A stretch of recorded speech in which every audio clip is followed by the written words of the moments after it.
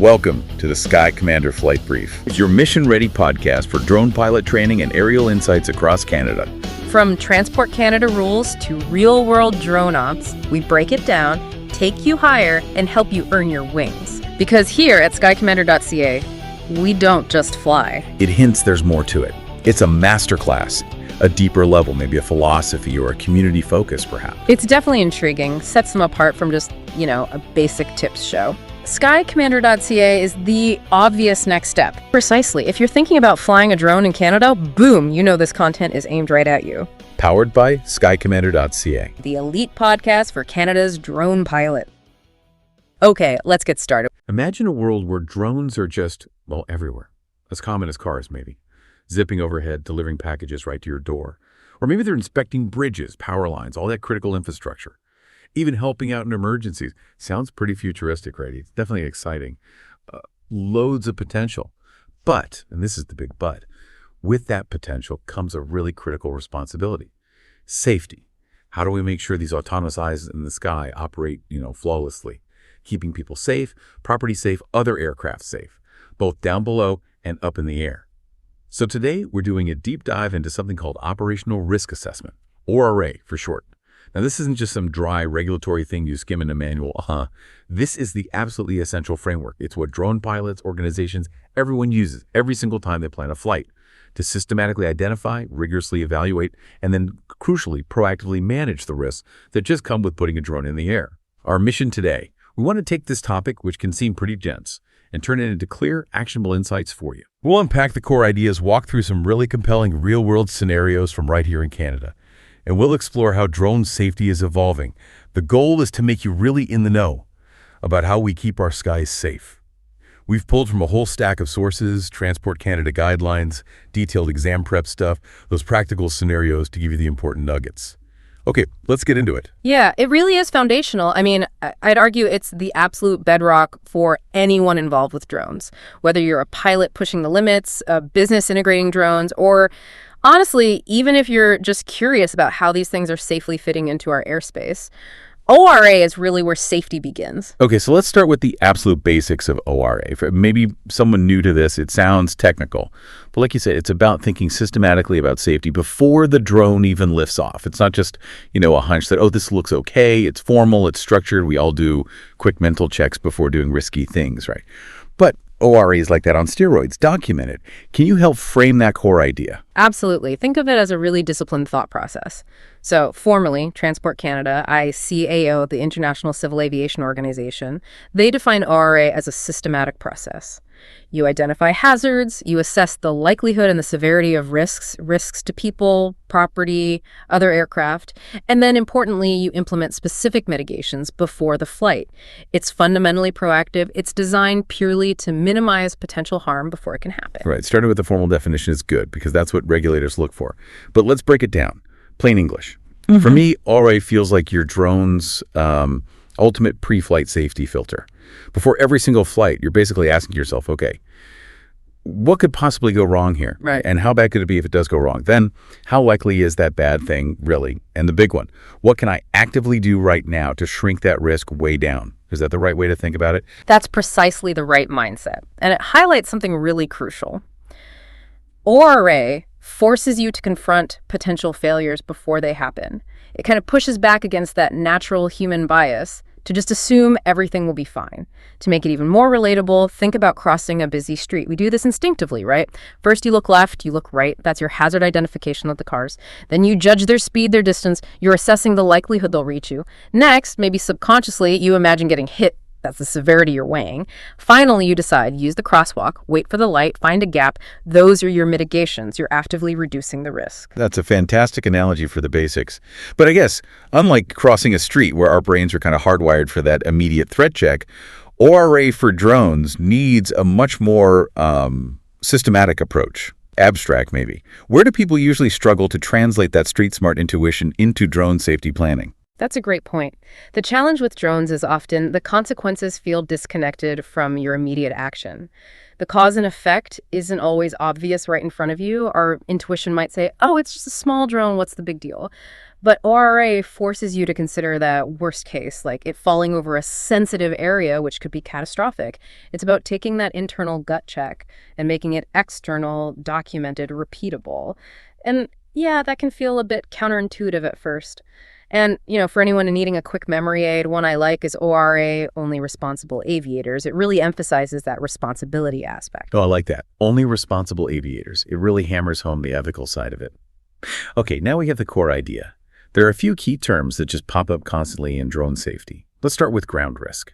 Simply put, it's about what happens if the drone just, drops out of the sky and hits something or someone on the ground. What's the more formal definition Transport Canada uses? Sure. Formally, ground risk is the risk of harm to people, vehicles, structures, or property on the surface stemming from your RPAS, your drone operations. The key thing here is it's not just people, it's safeguarding all surface assets. A drone falling onto, say, a critical power transformer could be just as impactful as hitting a person, just in a different way. Damage, disruption. A good memory aid. Part of that phrase, feet versus flight. Ground risk is all about what's under your feet. Got it. Feet versus flight.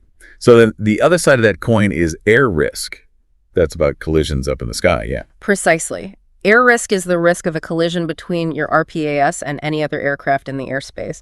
Could be a big commercial jet, could be a small private plane, a helicopter, another drone, even, a large bird. Feet versus flight captures it.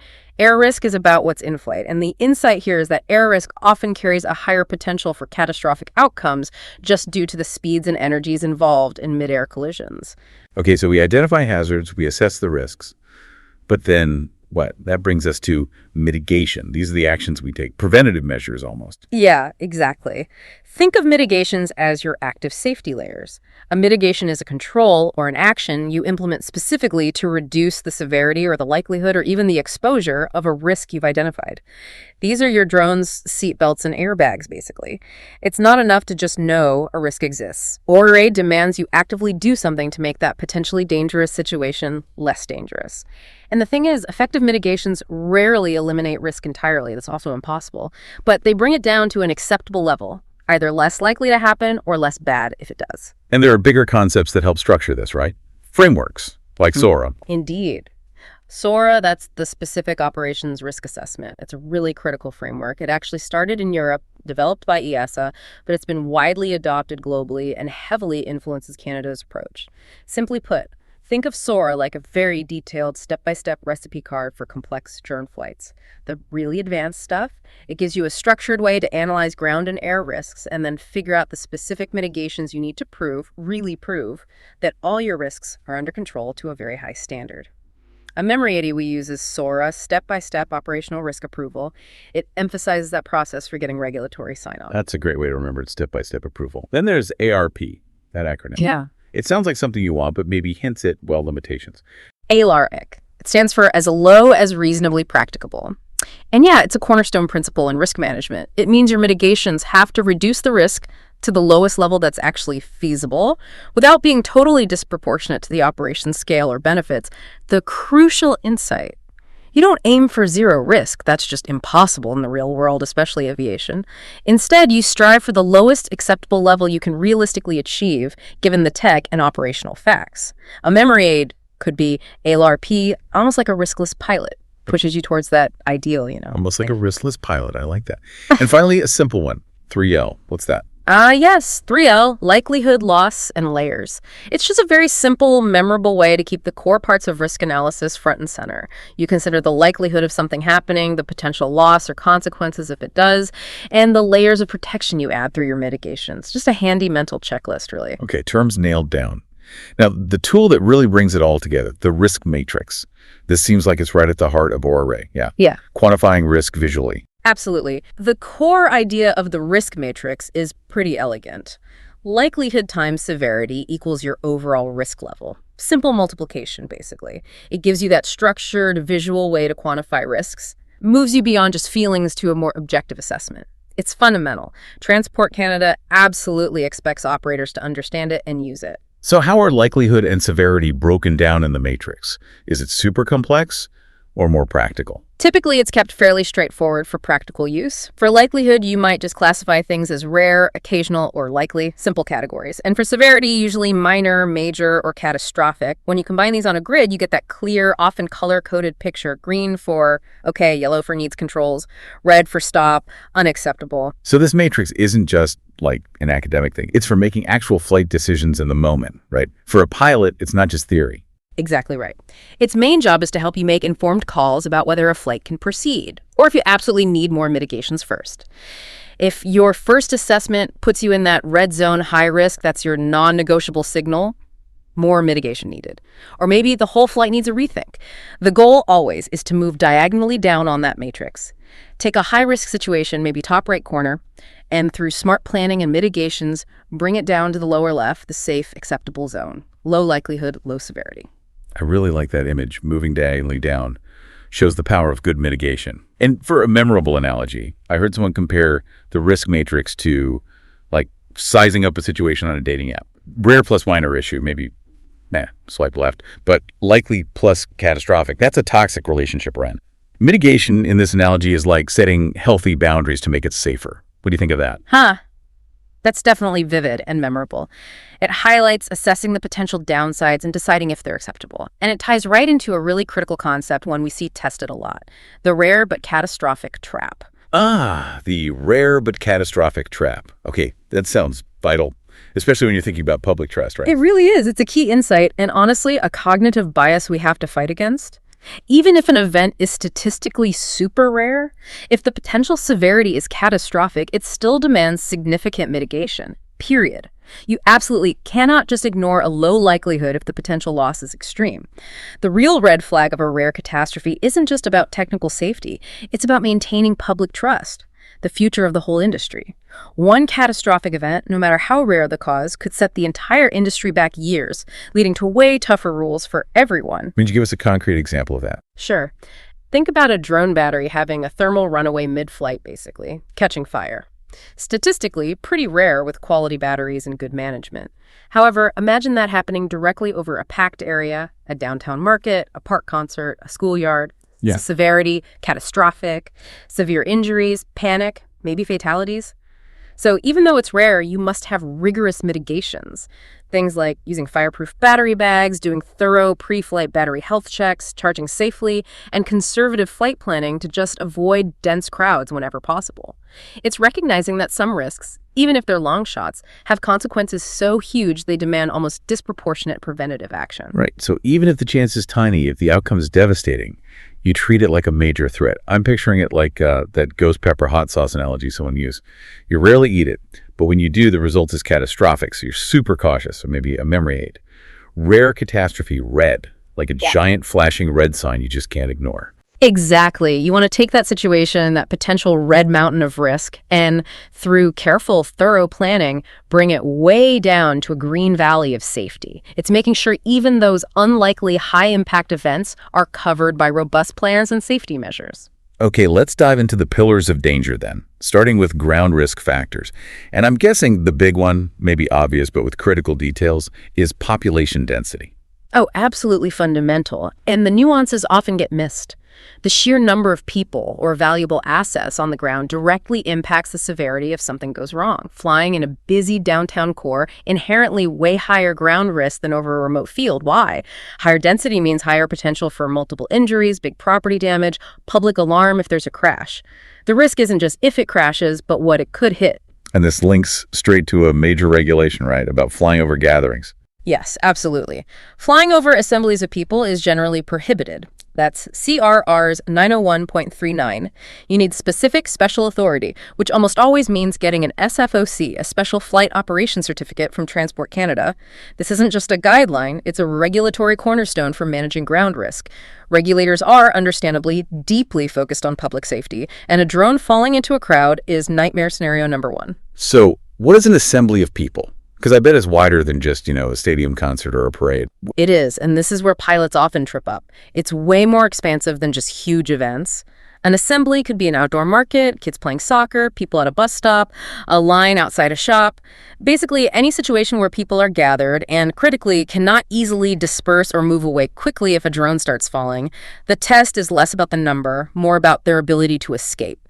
If even one person can't easily get out of the way, the whole group is considered vulnerable. The memory aid for this one: crowds are like pancakes. If your drone falls, people stack up. If one can't escape easily, the whole group is vulnerable. Makes overflying them almost always a no-go. Crowds are like pancakes. Okay, that's vivid. It's going to stick. So what about less obvious things? Common blind spots for ground risk. A really common pilot blind spot is seriously underestimating the risk associated with roads, especially major highways. People often don't think of cars as assemblies, but they absolutely are, and they add speed and energy to the mix. Vehicles doing, say, 110 km/h on a multi-lane highway, unequivocally, assemblies in motion. A drone crashing onto moving traffic could trigger a catastrophic multi-vehicle pileup. Multiple injuries, secondary collisions. It elevates the severity massively, even with a small drone. This is often a situation that pushes an operation straight into SFOC territory if you absolutely have to fly over it. That makes total sense, the kinetic energy involved. Yeah. Okay, beyond people and cars, what about critical infrastructure and terrain as ground risk factors? Right. Flying near critical infrastructure, power plants, major transmission lines, gas pipelines, refineries, communication towers, essential public facilities adds significant ground risk. An incident could cause direct damage leading to widespread disruption. Power outages, environmental spills, maybe even secondary hazards like explosions if hazardous materials are around. The consequences spread way beyond the impact point. And the terrain itself matters too. Flying over fragile terrain, like maybe a crowded outdoor ice rink or a sensitive wetland, is a different risk profile than flying over, say, a dense forest or an open field, which might absorb an impact more safely. Operators have to think about how the ground below might make things worse or maybe slightly better if the drone fails. Okay, we've looked hard at what's under our feet. Now let's look up navigating the skies, air risk factors. First thing is probably airspace class and manned traffic density. Exactly. As a drone operator, you absolutely have to understand the different airspace classes A through G, plus special use or restricted areas. Each has different rules, different traffic, and the density of manned aircraft traffic is a primary air risk factor. Areas near airports, heliports, known flight paths, naturally higher air risk. That includes general aviation, small planes, maybe harder to spot commercial airliners, and slower aircraft at lower altitudes. The key insight: you're not alone up there, you're sharing the sky, and knowing who else is there and where they usually fly is step one. So not just the big jets. What about those silent threats? Aircraft that drone pilots might overlook, operating unexpectedly or right where drones fly. This is so critical and where complacency really bites. Many drone pilots worry about planes way up high, but often helicopters are the biggest, most underestimated air risk. Medevac, police, utility inspection, private charters, they can pop up suddenly, often flying low, below 500 feet, right where drones operate, in both cities and rural areas. They don't always follow a predictable path. They move fast, change direction quickly, super hard to spot sometimes. A common pilot saying is, fixed wing flies high, Helix hunt low. Expect Helix at your altitude, often 200, 400 feet AGL. Always be standing. Helix hunt low. Good one to remember. What about other low flyers unique to certain parts of Canada? Definitely. In farming regions, especially the prairies like Saskatchewan, crop dusters' ag aircraft are a huge, often overlooked risk. They fly treetop level, super fast, often unannounced, maybe no transponder. Big blind spot if you mostly fly urban. Similarly, near lakes and rivers, like in BC or Alberta, float planes are taking off and landing constantly. Another type of low-level traffic drone operators must account for, especially since those scenic spots attract drones too, the insight. Air risk isn't generic. It's highly specific to where you are and even what time of year it is. Okay, not just manned aircraft then. What about other RPS and wildlife? With more drones flying, is drone-on-drone collision a real worry now? You're absolutely right. As the skies get busier with drones, that risk of drone-to-drone collision is undeniably increasing, especially in popular spots or shared corridors. Transport Canada expects you to consider this drone-to-drone risk. It's maybe less common than manned encounters now, but it needs attention, and eventually solutions like UTM, unmanned traffic management, and then wildlife. Birds, geese, gulls, raptors, very real, persistent air risk. Pilots call them feathered missiles for a reason. A bird strike at typical drone speeds, 8,100 kph, easily takes down a drone, leading to a ground impact. Transport Canada specifically expects you to list wildlife as a hazard in your ORA, not just a background factor. So to really assess and mitigate all these air risks, pilots need specific tools, not just looking around, right? What are the essential ones? Absolutely. Mastering air risk requires tools. First, NAV drone authorization. That online platform is mandatory for flying in controlled airspace where NAV Canada manages traffic. You need their clearance. Then, NOTAM's notices to airmen. Real-time, critical info about temporary hazards or changes, military exercises, parachute jumps, VIP flight restrictions, unusual ground activity affecting the air. Ignoring NOTAMs is asking for trouble. The DAH, Designated Airspace Handbook, is crucial too. It lists all controlled, restricted, special use airspace across Canada, details, altitudes, times, helps you avoid or request entry properly. And finally, VNCs, visual navigation charts. These aeronautical maps give you topography, airspace boundaries, navigation aids, and valuable context for visualizing your area and potential air risks. Drone pilots need to think like traditional aviators. Using these fundamental planning tools, it's about understanding the big picture of the airspace you're entering. Okay, identified risks, got the tools. Now for the safety net, the mitigation hierarchy. This is about layering protection, right? Not just one magic solution. That's exactly it, and it's a profound insight for robust safety. The key principle. The most effective strategy layers different types of controls. You don't just rely on one thing. You build a safety case using a mix of technical, operational, procedural, and regulatory safeguards. A memory aid I like is tech, ops, paper, law. That layered approach makes the whole system way more resilient than any single mitigation alone. If one layer fails, another might catch it. Let's start with technical mitigations. These sound like the drone's built-in superhero gadgets. What are some key examples? They really are often the first line of defense. Technical mitigations are hardware or software built right into the drone system, like geofencing, electronically defined boundaries stopping the drone flying into restricted areas or beyond a set perimeter, kind of like Batman's grappling hook, but digital, keeping you in bounds. Manufacturers set some, operators can customize others, vital for airspace safety. Then you have parachute systems, designed to deploy automatically in an emergency, maybe ballistic or spring-loaded. They slow the descent, drastically cut impact force like Spider-Man's web catching the fall. And redundant systems, having backups, multiple flight controllers, motors, GPS units, batteries. If one fails, another takes over seamlessly. Like Iron Man's backup suits, keeps you flying, prevents catastrophic failure. But the insight here, technology is powerful, but it's not foolproof. Even these gadgets need testing, maintenance, and you need to understand their limits. Those analogies really work. Okay, after tech, operational mitigations. This is the human side. Pilot and crew expertise in action. Pilot's role is still key. Absolutely paramount. Operational mitigations are the actions, the practices, carried out by the pilot or the whole crew during the mission. This starts with the pilot's skill and experience. A well-trained, proficient, judicious pilot is, in themselves, a huge mitigation. Their judgment is invaluable. A critical operational mitigation is using visual observers, or VOs, dedicated people watching the drone, the ground, the sky. Extra eyes spotting hazards the pilot, focused on the mission, might miss. Other examples. Strictly sticking to altitude limits flying no higher than needed reduces exposure. Establishing clear buffer zones, physical distances around hazards or crowds gives you a safety margin. The insight. Even with amazing tech, the human element training, vigilance following best practices remains absolutely central to flying safely. And VOs seem particularly effective. You mentioned they cover multiple angles. Yeah, visual observers are exceptionally useful because they're one of the few mitigations that tackle both ground and air risk at the same time. On the ground, they spot people or cars entering the area below, letting the pilot react. In the air, crucially, they can spot other aircraft the pilot might not see, allowing early avoidance. They basically extend the pilot's situational awareness, an early warning system. Of course, their effectiveness depends on clear communication, constant vigilance, and knowing their role. Okay, next layer, procedural mitigations. Yeah. Planning and protocol. This sounds like the paperwork, but it's more than ticking boxes, yeah. Oh, much more.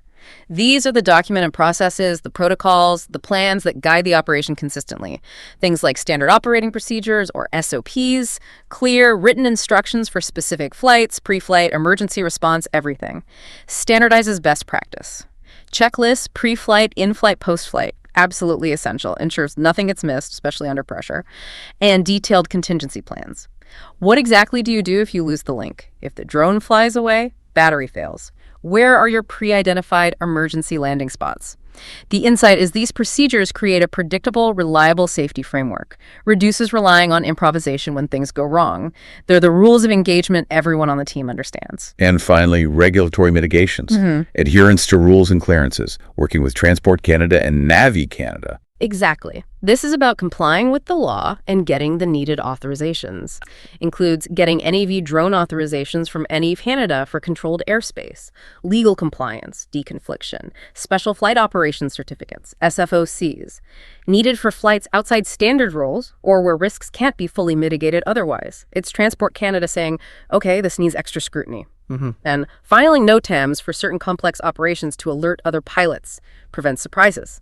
The insight. Regulatory compliance isn't just avoiding fines, it's about integrating responsibly into the whole aviation system. This layering feels incredibly robust.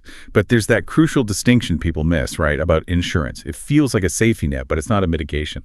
Yes, this is a super common misconception, often tested. It highlights a key mindset difference. While insurance is absolutely essential for covering financial liability if something bad happens, it is not a mitigation. It doesn't reduce the chance of an incident or how bad it is. It only deals with the financial fallout after.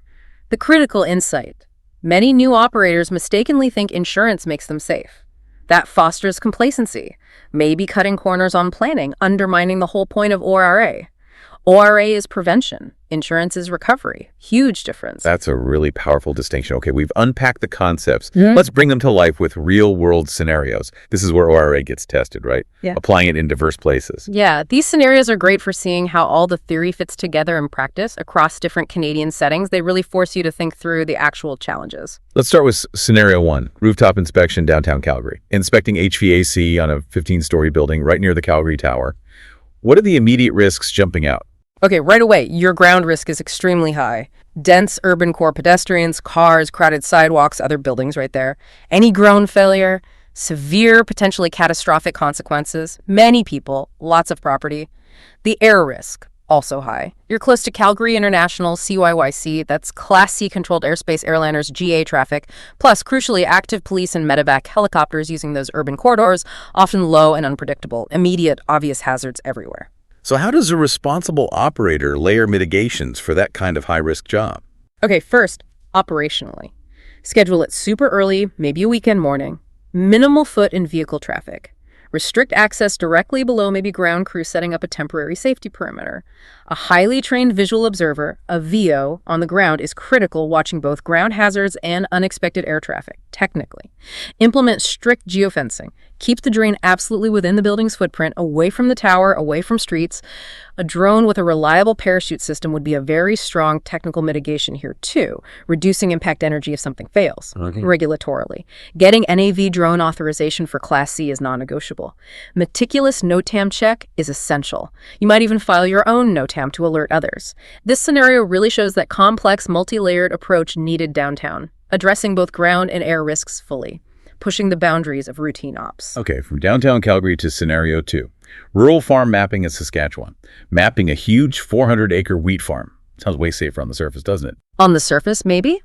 That's a dangerous oversimplification, a classic blind spot. Sure, the ground risk is relatively low compared to Calgary. Fewer people, mainly farm gear. It's manageable, not zero, but manageable. However, the air risk is the critical thing here. High risk from crop dusters, agricultural aircraft. These planes fly low, treetop level, even lower, super fast, often unannounced, maybe no transponder, not talking to ATC. Wow. So how do you specifically deal with those fast, low, unpredictable crop dusters? Needs a very procedural and operational focus, procedurally. Make proactive radio calls. Call local airstrips, maybe agricultural co-ops. Ask about spraying activity. Check NOTAMs thoroughly. Some larger ops might file them. Operationally, maintain a strict flight ceiling, maybe 100 feet AGL max, especially during seeding springs there. Stay below where they typically fly. Employ a VO whose only job is scanning the horizon for incoming aircraft, absolutely vital, and have a clear rehearsed contingency plan. Land immediately if you see or hear an ag plane, even if you lose that part of the survey. Shows that rural isn't no risk, especially with specialized aircraft like crop dusters. Highlights geography-specific hazards on the prairies. Okay, from fields to a river at night. Scenario 3, night search and rescue, Bow River Valley. Fire department needs your drone for a missing kayaker, 10 p.m., Rugged Valley near Calgary. Right. In this case, ground risk is generally low, mostly wilderness, few people, but the air risk is profoundly high, that river valley. known corridor for medevac helicopters. Urgent flights, unpredictable paths, sudden appearances, especially at night. Plus, night ops mean drastically reduced visibility, increases collision risk with anything, makes it harder for VOs to spot hazards, and the human factor fatigue is higher at night too. So what are the specific specialized mitigations for a night SAR mission, especially with medevac potential? Okay, technically, the drone absolutely needs high-intensity strobes, visible for miles. Required for night flight, crucial for visibility to other aircraft. Operationally, deploy extra VOs, maybe with night vision gear, powerful spotlights. Position them strategically, opposite banks of the river, cover more area. Radios for instant communication are key, regulatory and procedural. Immediately file a NOTAM, alert everyone to night drone ops in the area, get NAV drone clearance specifically for night operations if needed. Critically, conduct a detailed pre-briefing with EMS, fire department, coordinate flight plans, comms, frequencies, emergency procedures. This scenario hammers home the heightened risks of night ops, the huge importance of medevac corridors, and the need for tight interagency coordination. Now, scenario 4. Pipeline right-of-way crossing a highway. Inspecting a pipeline that goes right over Highway 2. Major traffic, high speed. This just screams ground risk. It absolutely does. Classic high-severity situation. The ground risk is very, very high. Like we discussed, cars at 110 km/h, assemblies in motion. A drone falls there. Catastrophic multi-vehicle accident potential. Multiple injuries, fatalities, not just from the drone, but the ensuing chaos. Air risk might be moderate, some GA, maybe HELIS, but the ground risk totally dominates here. How do you even begin to mitigate that kind of ground risk over a busy highway? Extremely thorough, layered approach needed, operationally. First, try to break the mission up.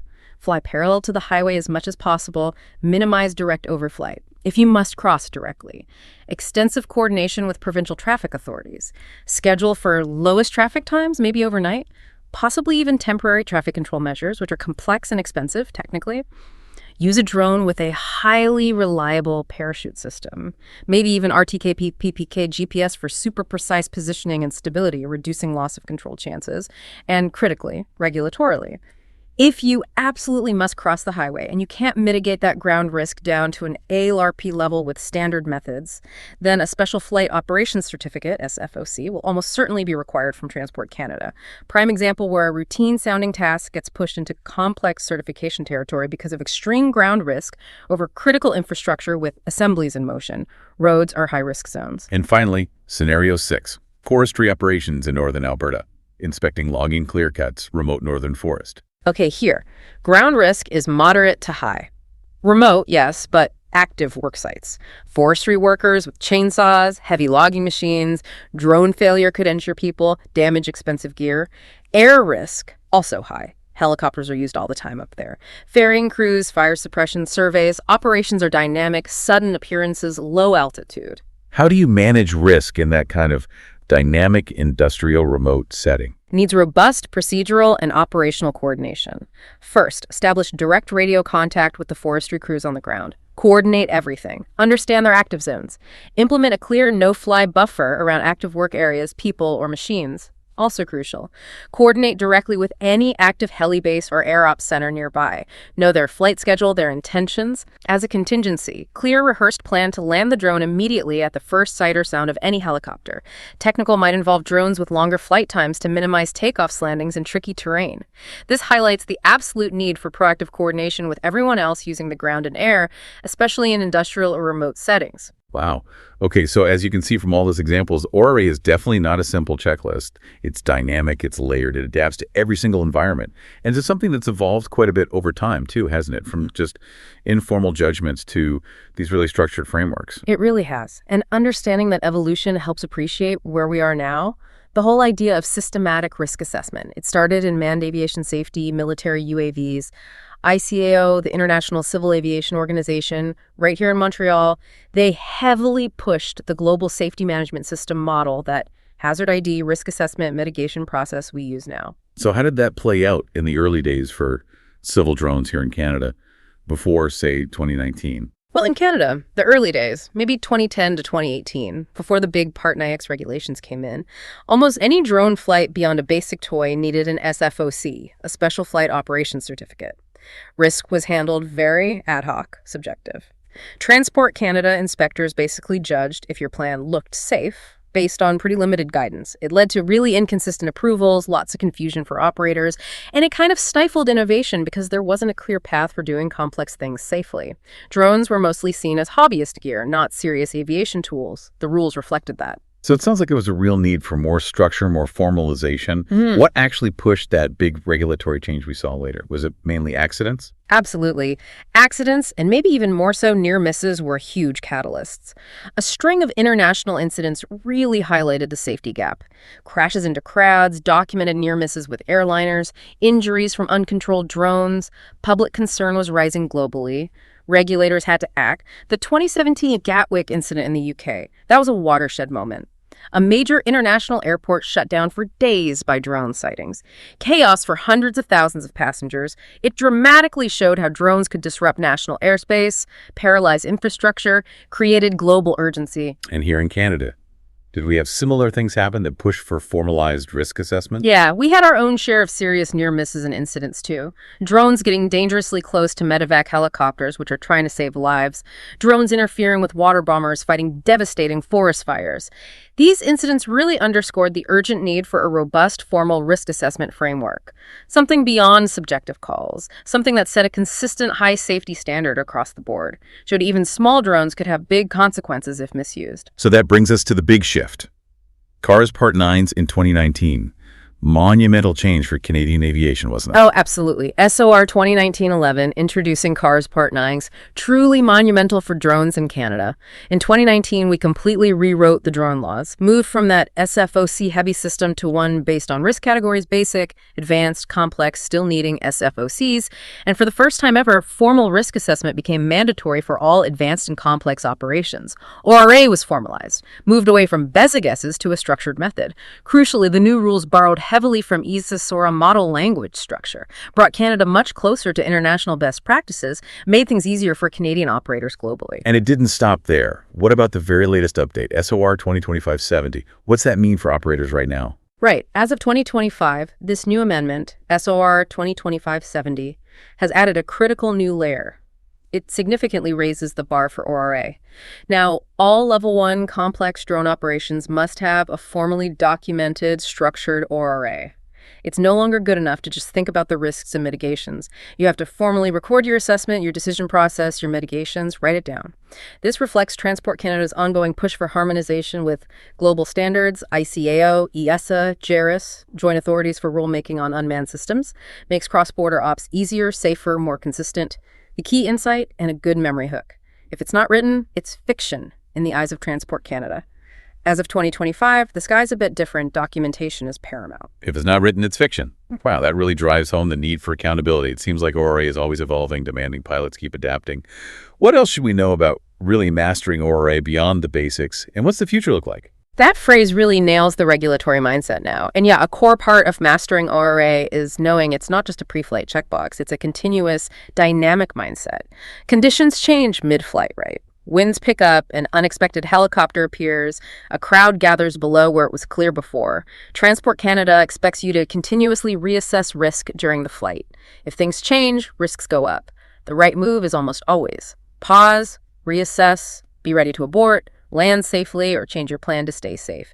That dynamic assessment, that's what separates the really good pilots. So it's not just the tech or the environment. There's that critical human factor in RRA too, right? How do we assess and mitigate risks from the operators themselves? Absolutely, and often that's the weakest link if it's not managed. ORA has to include the human element. Hazards like pilot fatigue, distraction, stress, poor crew communication, they're all real, and they seriously increase risk, even with the best drone.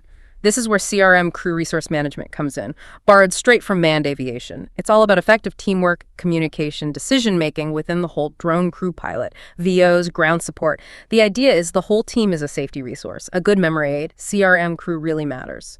If one person, maybe a VO, misses a call or doesn't communicate clearly, the whole operation's safety is compromised. Human error is a real risk. Needs to be considered, trained for, mitigated with clear roles, procedures, open communication. And what about cumulative risk? How do small risks, maybe repeated over and over, add up to something big? Yeah, crucial concept. Often explained with the Jenga tower analogy. A single small risk flying over a quiet road once might seem minor alone. but repeat it 20 times during a long pipeline survey. The total cumulative risk exposure can become totally unacceptable. Each Jenga block you add is like a hazard. Mitigation is removing or balancing those blocks before the whole thing crashes down. The insight, you have to look at the whole operation, not just bits and pieces. Adding up individually small risks can quickly make the overall operation high risk, often tested in scenarios. That's a powerful visual. And Canada's huge, verse geography, how do geographic nuances and weather factor in, maybe multiplying risks? Oh, hugely. Canada's geography presents specific risks you have to know. The prairies, those low-flying crop dusters, unique air risk, BC mountains, frequent medevac helicopters, float planes on lakes and rivers, specific low-altitude traffic, northern operations, often no controlled airspace, but huge risks from severe, fast-changing weather, vast remote distances complicating rescues, tons of wildlife, big birds, raptors. And weather itself, it's a massive risk multiplier, exacerbates both ground and air risks, high winds, increased chance of losing control, crashing onto people's property, ground risk, low visibility fog, rain, snow, drastically ups collision chance, air risk, makes VOs less effective. Always check multiple aviation weather sources, MEDARs, TAFs, real-time observations. Don't just rely on a simple FONAP forecast. It might miss critical local aviation conditions. So what about contingency planning? How does having a plan B, C, D factor into mitigation and just being defensible if something does go wrong? Having detailed contingency plans for lost link, flyaway, battery failure, pre-identified safe landing zones is a crucial, often underappreciated mitigation. Transport Canada doesn't just want to know how you prevent problems, but what you'd actually do if one happens. It's about having a ready response. Okay. And beyond just compliance, your documented ORA, including those contingency plans, is vital for defensibility if there's an incident. That ORA is your proof you were responsible, did your due diligence, planned for problems. Inspectors, insurers, lawyers, they'll demand to see it. And like we said, if it's not written down, it basically doesn't exist in their eyes. It leaves you exposed. Looking ahead then, with drones becoming more common, ORA evolving, what does the future probably hold for ORA in Canada and maybe globally? Yeah, the future of ORA looks pretty transformative. We can definitely expect mandatory, highly standardized ORAs for beyond visual line of sight BVLOS operations, probably templated approvals tied right into platforms like NAV drone, streamlining complex stuff. We'll likely see AI-based ORA tools emerge. Platforms that automatically calculate air and ground risk using real-time data population maps, air traffic density, live weather, dynamic airspace info. The operator's role might shift from building ORAs from scratch to verifying, refining, signing off on these automated assessments. We'll also see tighter integration with UTM unmanned traffic management systems. Canada will likely roll out digital corridors where drone risk is assessed dynamically in real time by the system itself. ORA could become less about static pre-flight paper, more about continuous system monitoring, adaptive flight paths. Insurers, they already ask for ORAs after incidents. Future coverage might become explicitly conditional on using approved ORA tools or showing continuous risk management. And finally, more international harmonization. ICO is working on a single global RPA risk framework. Canada's ORA will keep aligning with models like ESS SORA, making cross-border ops simpler, fostering global standards. The pilot's role changes more oversight, validation of smart systems. That's a really fascinating glimpse ahead. A different kind of decision-making, for sure. Okay, before we wrap up, let's hit some common misconceptions and give some final Ace This reminders for your toolkit. First, let's bust some myths. Myth 1. Flying in a rural area means there's no risk. True or false? Absolutely false. Dangerous misconception. Rural areas still have significant air risk. Unannounced medevac, helis, fast, low-level crop dusters, GA flights, lots of wildlife birds. Ground risk is lower, yeah, but not zero. Think farm equipment, isolated buildings. Don't let the lack of skyscrapers fool you. Rural ops need just as rigorous an ORA, tailored to their specific hazards. Okay, myth number 2. My drone has returned to home, RTH, so I don't need a risk assessment. It'll just come back safely. False again, and a really widespread, dangerous over-reliance on tech. RTH is great, but it only mitigates one thing: loss of control link. It doesn't help with the battery fire, complete GPS loss, how does it know where home is? Or if the RTH path itself goes over a hazard like restricted airspace or a crowd that wasn't there before. It's one mitigation, not a whole RRA. Assuming it's a magic fail-safe leads to complacency, big time. And the big one may be whispered among less careful operators. My insurance covers everything, so I don't really need to worry too much about ORA. Categorically false. This goes back to that mindset shift. Probably the most critical myth to bust. Insurance reduces financial impact after the fact, not the operational risk before. Plus, read the fine print. Most aviation policies explicitly exclude coverage for reckless operations, flying outside the rules, or flights where proper due diligence, including a solid risk assessment, wasn't done.